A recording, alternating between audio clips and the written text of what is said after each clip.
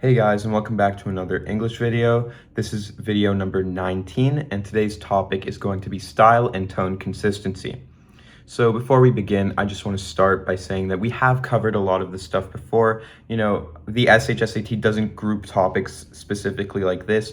So, there is some overlap between the topics and the curriculum we made and what the SHSAT does. But we thought that this kind of deserves its own thing. So that's why we're covering this again. Okay, now before we begin, I do just want to clarify the difference between style and tone. So style basically means how the author writes. And so that can be like formal or informal, academic or conversational, right? Stuff like that. That is like, basically it's like the overall vibe, like the word choice will depend on this. And like, basically, does it feel like sophisticated writing? Does it feel like you're talking with a friend? Stuff like that. And then tone is like the author's attitude. So it's not how the overall passage feels. It's like what they're like what they're thinking about something in a moment. So the author, could be writing in a very formal tone, but can be unserious in one moment, right? Those don't go against each other. So yeah, we have serious and unserious, objective, humorous, and a bunch more. These are just some examples that I listed. Okay, now a few tips I want to just quickly mention are: one, avoid slang. Usually when they ask you about style and tone, they're going to ask you about the formal tone of the passage or formal style of the passage. And usually, when they say formal, you don't want to pick answer choices which say like cool or bro, right? Things like that. You don't want to pick those types of answer choices. You want to pick things that are more formal, and kind of match the tone and style of the passage and at that moment. My next tip is to be precise.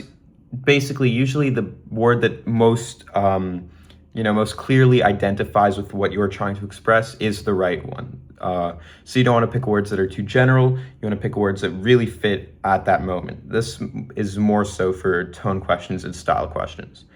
And then my last thing is match the style and tone to the rest of the passage. This applies more to style because style is fairly consistent, whereas tone can change in different moments. But this kind of applies to both, right? Style, definitely. The entire passage is always or almost always going to be in the same style. And for tone, just look at the lines around it. You kind of get the tone, like if they're joking around, if they're being serious, things like that. So just make sure you're reading some context. Okay, so that's it. And now let's just go into some practice problems. Okay, so this time I only have 2 practice problems because we have a whole passage here. I'm actually not going to pause this. I'm going to read this guy with you guys so we can underline some things. So let's just get into it. Okay, martial arts for the mind and body. The martial arts blend a series of physical movements with strategic mental discipline so that practitioners can defend themselves, physically defeat an opponent, or both. Historians are unsure of exactly when and where martial arts were first used. Martial arts have been practiced by several different societies for many centuries. Martial arts such as karate, kung fu, taekwondo, and judo are still taught and practiced as methods of self-defense, but they offer students more than that. The study of martial arts can provide students with a way to enhance their mental discipline as well as their physical fitness. Okay, so I'm just quickly going to underline mental discipline because that is kind of a formal style, right? Provide students, that sounds formal. And I mean, we also got our thesis here, right? That study of martial arts for students can enhance their mental discipline and their physical fitness, of course. Okay. Discipline, focus, and respect are important qualities for everyone to have. However, for most people, these qualities are not innate. They must be learned and practiced. The study of martial arts can provide an opportunity to develop those skills. Students are rewarded for their dedication by passing tests and advancing to higher levels.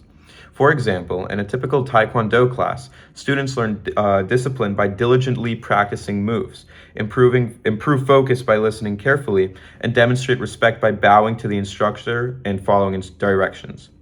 For teenagers, martial arts classes provide a safe and structured environment for gaining physical skills, building confidence, and enjoying a sense of community. A lot of teens go through hard situations as they try to do well in school and in life. A karate class can provide teens with a physical outlet for stress while also challenging them mentally. Participating in martial arts program also helps children and teens focus on self-improvement rather than on competition. Um, Progressing through levels of achievement involves mastering more physically demanding techniques. It requires students to take responsibility and be accountable for achieving set goals. Students gain confidence and experience companionship with other students who are progressing through the ranks. Okay, progressing ranks, right? We feel that this has a formal style, and the tone is kind of neutral, I would say. It's kind of, serious. There's no joking around here, right? This is more of like a nonfiction, clear passage. The tone will change more in in fiction passages, where you have a story and someone's telling a joke or things like that. Okay.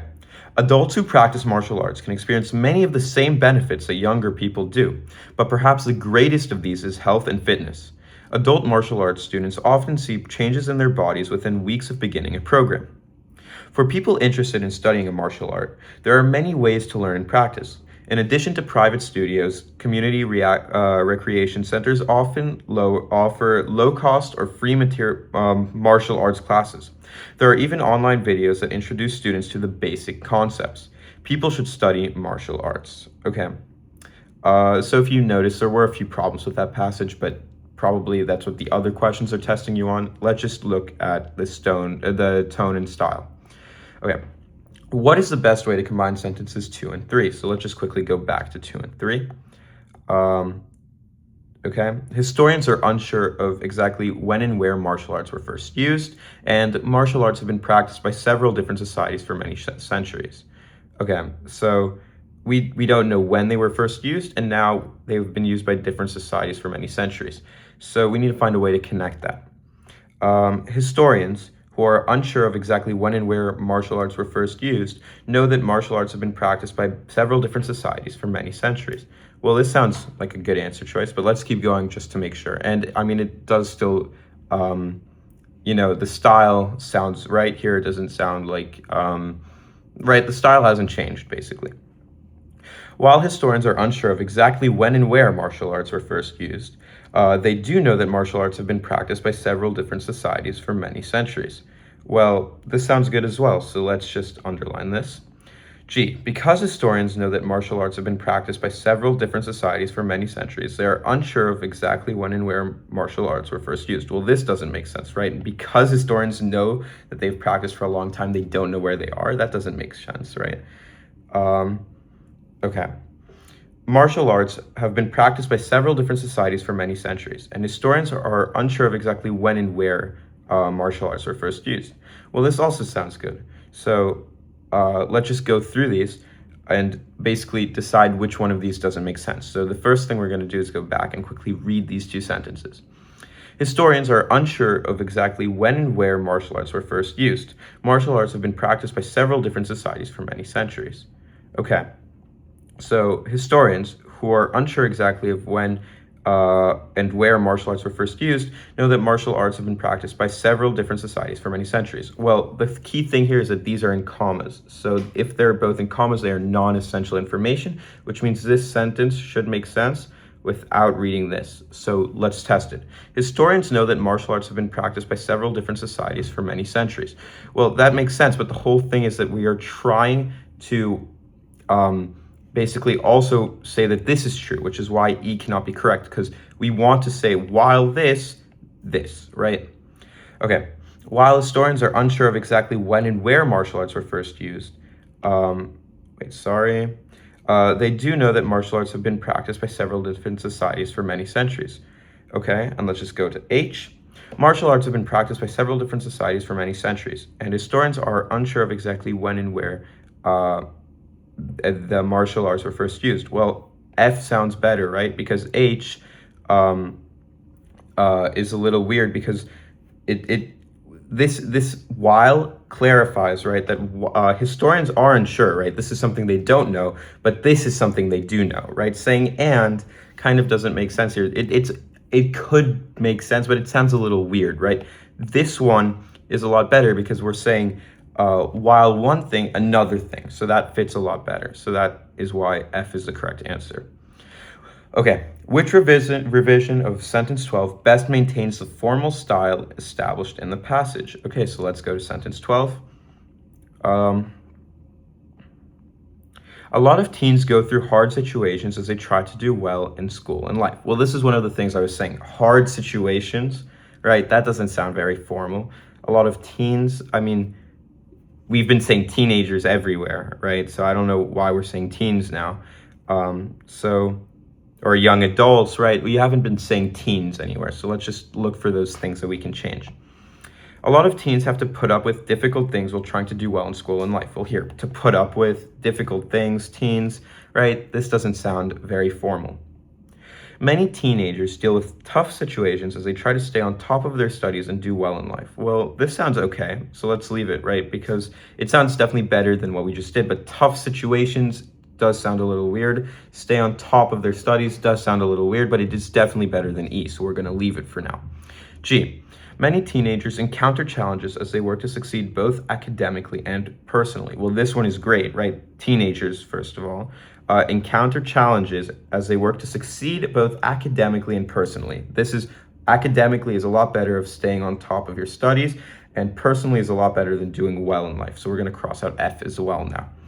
And H. A lot of teens, okay, first of all, teens, face problems as they work to keep up with their schoolwork and find personal success. Wait, keep up with their schoolwork doesn't sound formal. Face problems sounds a little weird. H is going to be off, and by process of elimination, the correct answer is G. Okay, so I hope you guys understand, style. I actually think style is pretty easy. It kind of, just as long as it sounds formal, as long as it is consistent, that's all you really need to know. And tone is easy as well. It's not too bad. So I hope you guys found this video helpful. If you have any questions, please comment, email, and of course, like and subscribe, and we'll see you guys next week.